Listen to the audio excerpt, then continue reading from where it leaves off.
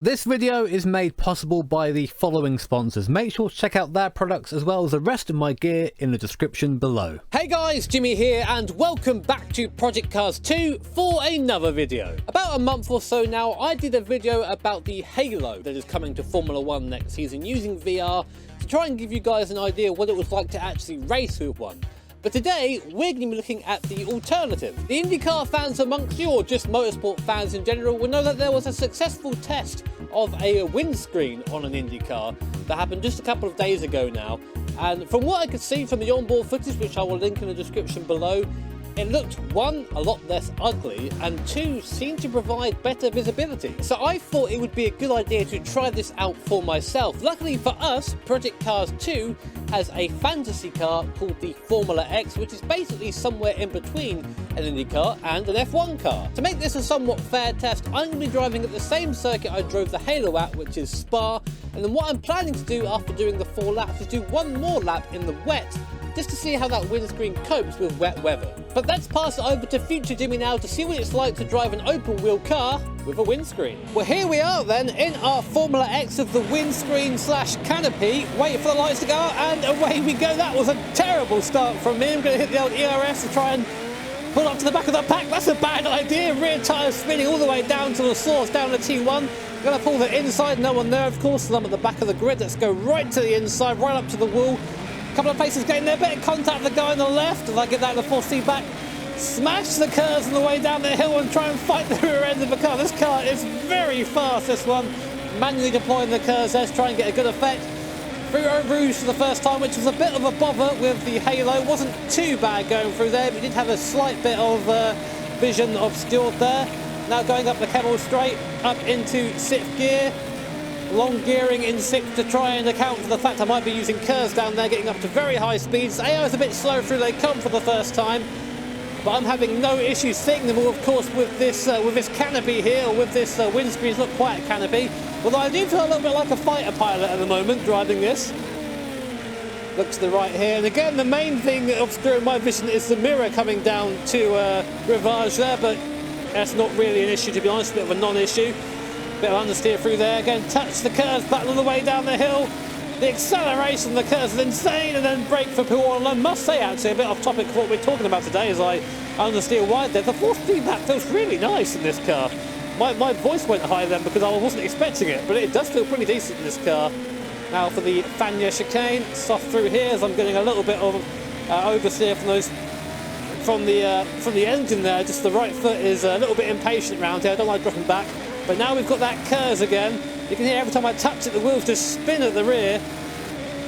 Again, smash the curves again, and let's pull onto the back of these guys. You see the curves at the top there, just making their way down to 60%.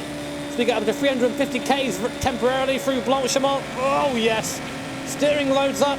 I must say, I am much preferring, after one lap as I dive to the inside there, just about made that well. Oh, he's still there. He's still there on the left. Oh wow, managed to make that stick. But I am much preferring driving with this screen than I did with the Halo, I must say. I think it looks a lot better as well, especially on these cars. I know these are sort of fantasy cars.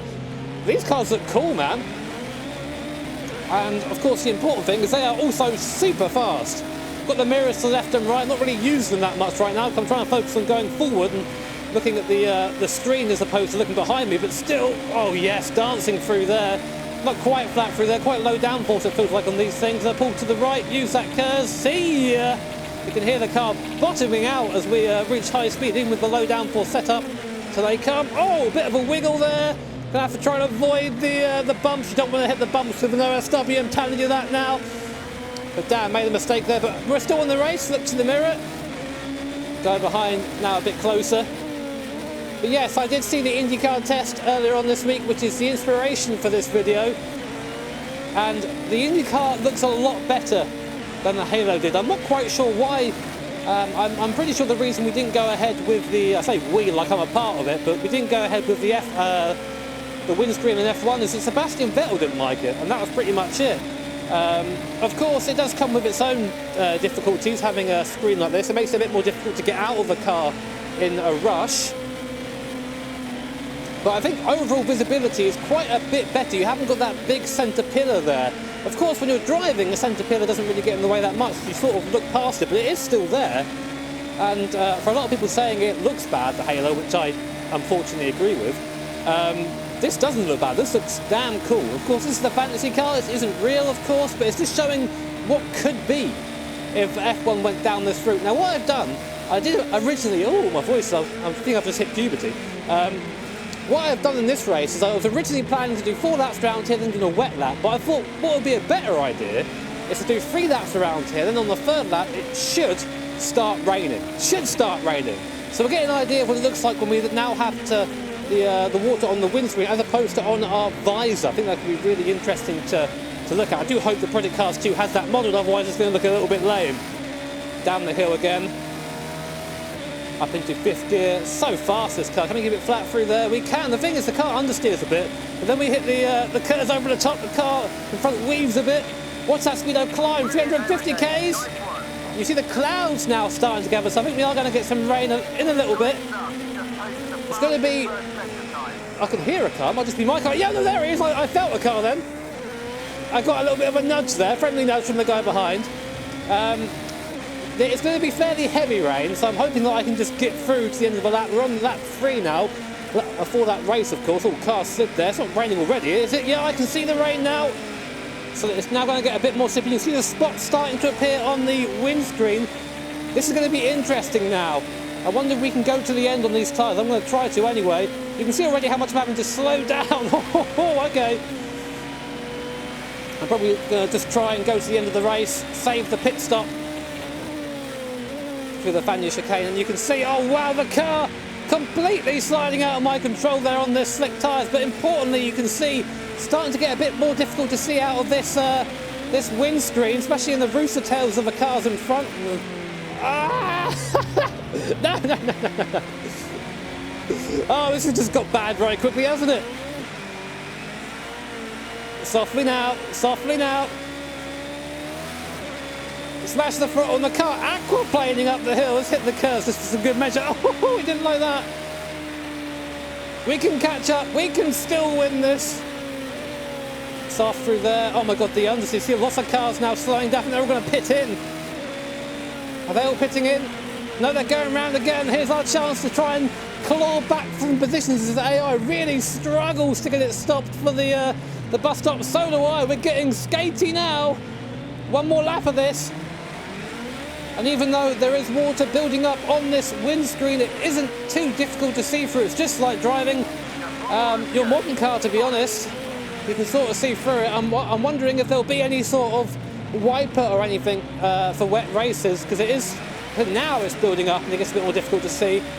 But it's just sort of noise. You can still sort of see where you're going. The car skating all over the place. This is great fun, if nothing else.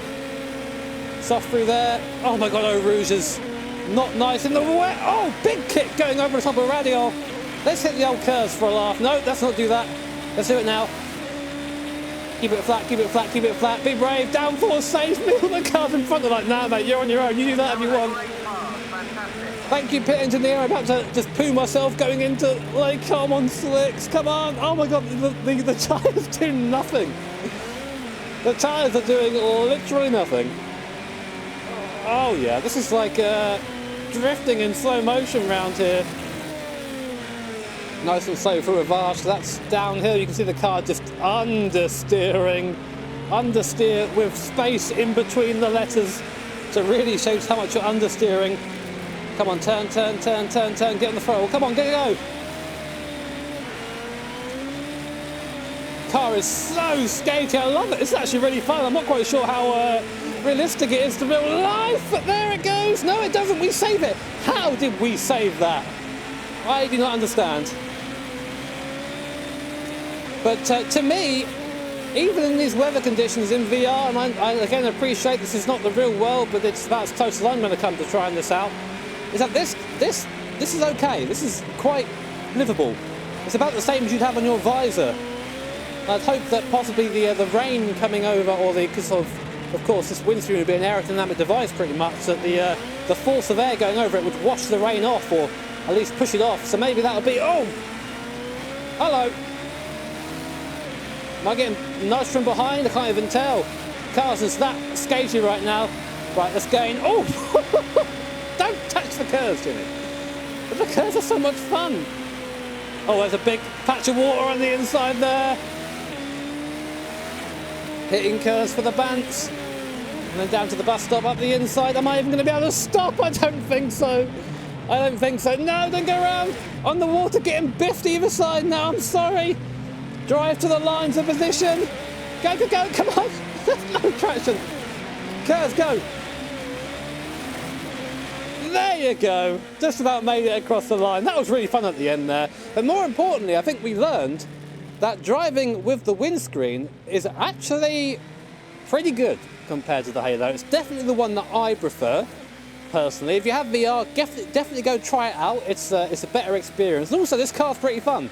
Obviously, that was nice, and it's good to be back in Project Cars 2. But anyway, guys, thank you for watching. If you enjoyed the video, make sure to hit that like button. And if you really enjoyed it, hit subscribe to be notified of future videos. Take care, have an awesome day. See you all next time.